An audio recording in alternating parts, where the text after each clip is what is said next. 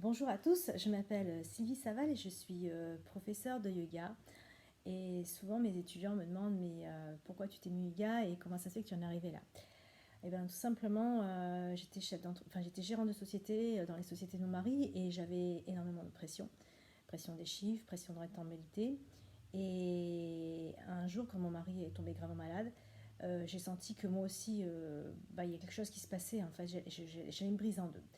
Il y avait trop de choses. Il y avait la crise d'adolescence de ma fille, il y avait les problèmes au travail, et puis mon mari qui était à l'hôpital, qu'il fallait que je gère, on va dire à distance, puisqu'il était transféré à Nice, dans une unité spéciale des maladies auto-immunes.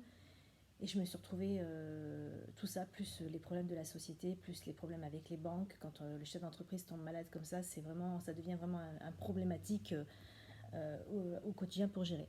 Et tout ça, c'était extrêmement lourd à gérer. Et tous les jours, j'étais là et je souriais, mais j'avais un poids qui devenait énorme. Et j'ai commencé à faire du yoga. Et ça m'a fait énormément de bien au départ. Et surtout, j'ai eu la chance de tomber sur un super professeur qui m'a énormément aiguillé sur la partie émotionnelle. Et puis ce professeur, il est retourné aux États-Unis.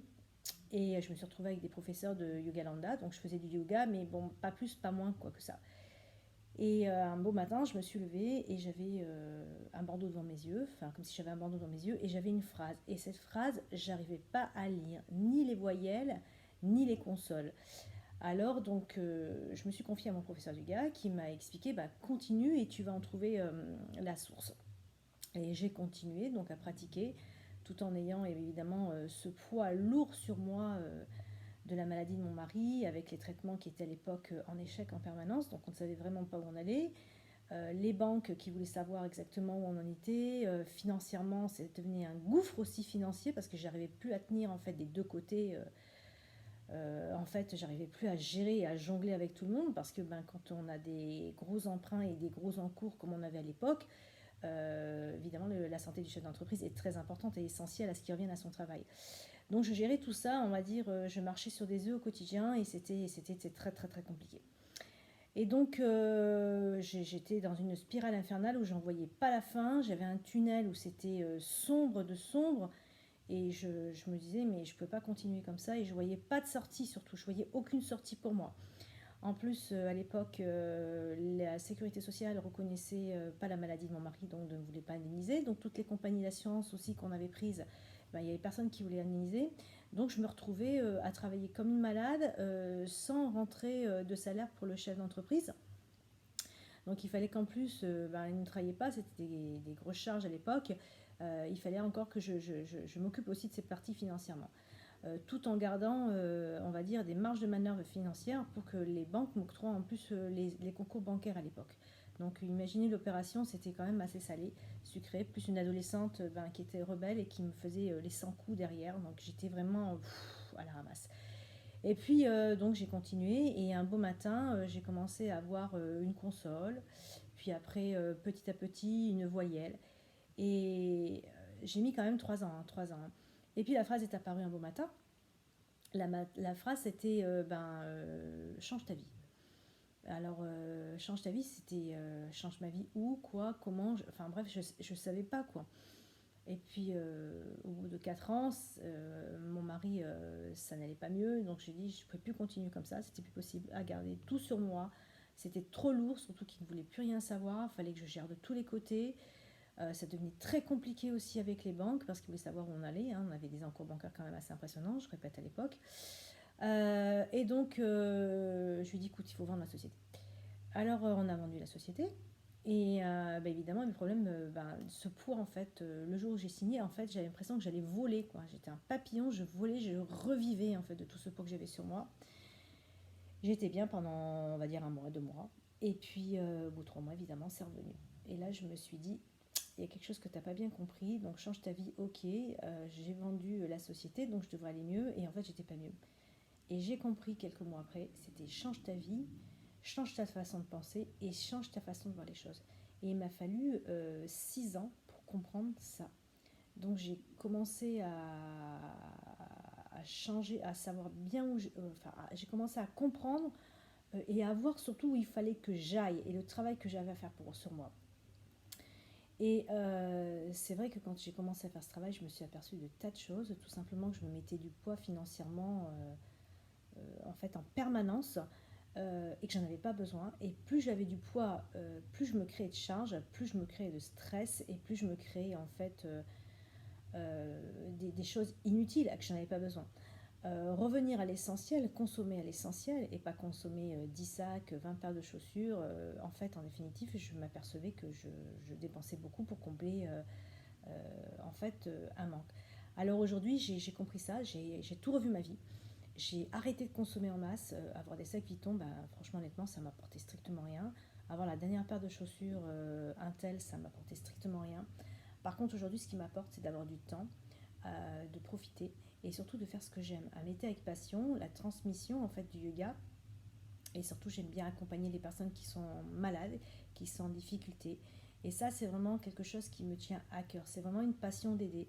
Et je me suis rendu compte, en fait, tout simplement, que mes parents m'avaient mis dans cette filière de gestion et compagnie, mais c'était pas du tout mon truc.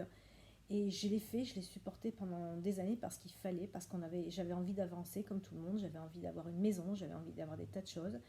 Aujourd'hui, j'ai réalisé tout ça et c'était pas pour ça que j'étais plus heureuse. Et je savais bien qu'à l'intérieur, il y avait quelque chose qui ne fonctionnait pas, mais je n'arrivais pas à définir. Et grâce au yoga, bah, j'ai pu comprendre en fait où était vraiment ma vraie voie, où était vraiment ma passion et le chemin en fait tout simplement qu'il fallait emprunter pour me libérer de tout ça et faire vraiment les choses avec amour. Je me suis surtout reconnectée avec la nature, j'en avais vraiment besoin, j'étais carrément déconnectée de la nature, je me suis rendu compte que j'étais mais carrément déconnectée de tout. J'étais constamment dans ces chiffres, dans cette rentabilité, et ça au quotidien ça me bouffait. Et je ne m'en rendais pas compte parce que j'étais dans la spirale, bah, il fallait y aller, sauf qu'à un moment donné, quand on se lève le matin et qu'on a la boule à l'estomac et qu'on ne sait pas pourquoi, et qu'on prend du poids en permanence, j'ai bien compris que c'était le stress, mais c'était la solution. Comment faire pour sortir de tout ça, comment faire pour gérer ça. Donc j'ai appris aussi ces techniques de gestion du stress que je vais aussi vous transmettre. Et j'ai appris à faire des choix, et des bons choix.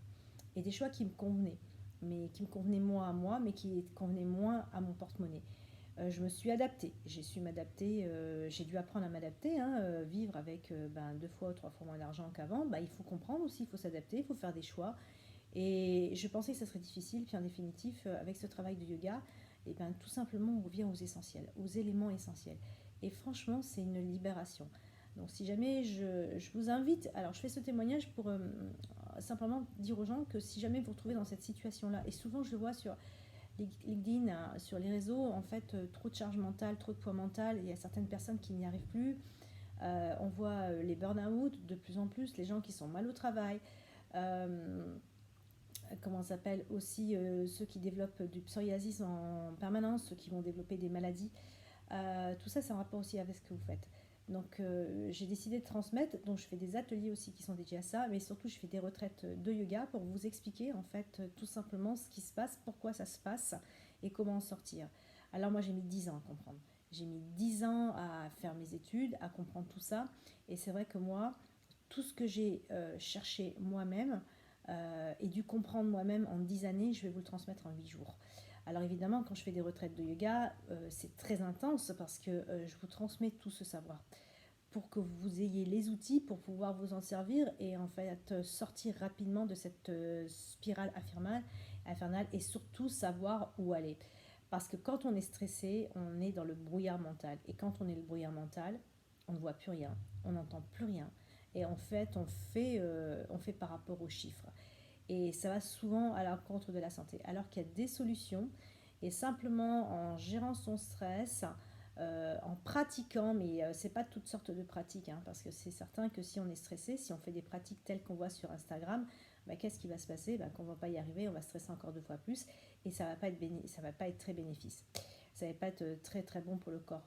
Donc en fait, il existe un yoga en fait de type, on va dire, d'aspiration Iyengar, et qui va vous permettre en fait d'apprendre toutes ces techniques.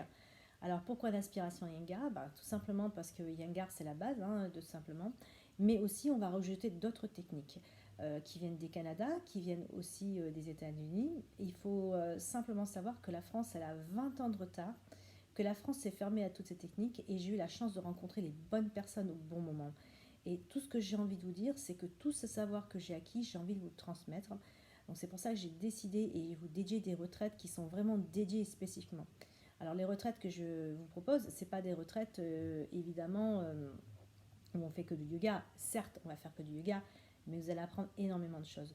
Énormément de choses en développement personnel, énormément de choses aussi sur vous. Parce que c'est vrai qu'on a un corps, mais dans ce corps, il y a des modes d'emploi. Et on ne nous a pas appris, on n'a pas de mode d'emploi pour s'en servir. Et dans ces retraites, vous allez avoir un mode d'emploi pour vous servir en fait de toutes ces techniques du corps. Il faut savoir qu'on n'utilise pas toutes les facultés du corps ni du cerveau, je crois que c'est 10%.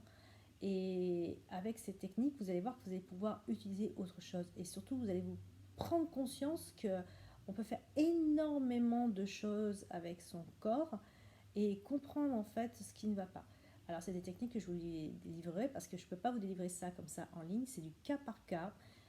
Il faut déjà que je voie comment vous respirez, comment vous êtes, et ça se passe énormément avec le corps, tout avec le corps et l'esprit. Donc voilà, je vous ai tout dit, donc si ça vous tente, eh bien, écoutez, moi je serais ravie de vous accueillir dans cette période de yoga, et je vous dis écoutez, à très bientôt.